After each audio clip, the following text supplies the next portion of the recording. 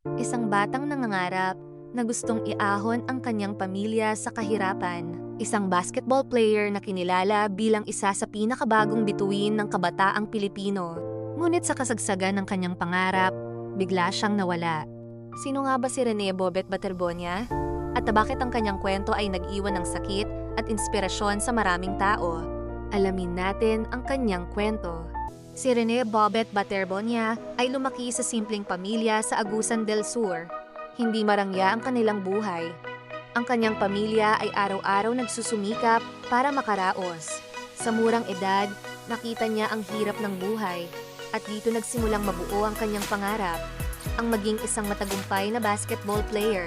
Sa maliit na court lamang siya nagsimula, simpleng bola, simpleng sapatos, ngunit malaki ang pangarap. Dahil sa kanyang sipag at dedikasyon, unti-unting napansin ang kanyang talento. Sa bawat laro, mas lumalakas siya. Mas gumagaling, mas lumalalim ang kanyang pangarap. Naging standout player siya sa mga regional competitions at kinilala bilang isa sa mga pinakamahusay sa kanyang henerasyon. Sa palarong pambansa, ipinakita niya ang kanyang husay at determinasyon. Doon siya tinawag ng marami bilang rising star ng Mindanao.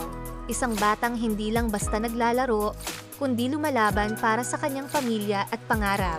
Habang lumalaki ang kanyang pangalan sa basketball, mas lumalaki rin ang kanyang pangarap, isang full scholarship, isang pagkakataon na makapaglaro sa mas mataas na level, isang daan para maiahon ang pamilya. Maraming coach at supporters ang naniwala sa kanya. Para sa kanila, si Rene ay may potensyal na umabot sa professional league. Unti-unti na sana niyang naaabot ang pinakaaasam na tagumpay. Ngunit sa isang iglap, nagbago ang lahat. Sa isang team activity sa Aurora, isang trahedya ang nangyari. Si Rene Baterbonia ay pumanaw sa isang insidente habang nasa training at bonding activity kasama ang kanyang mga kasama. Ang balita ay yumanig sa buong basketball community. Isang batang puno ng pangarap, biglang nawala. Ngunit kahit maikli ang kanyang buhay, malalim ang iniwan niyang marka. Si Rene Bobet Baterbonia ay naging simbolo ng sipag, determinasyon, at pangarap ng kabataang Pilipino. Ang kanyang kwento ay paalala na ang bawat player sa court ay may sariling laban sa buhay.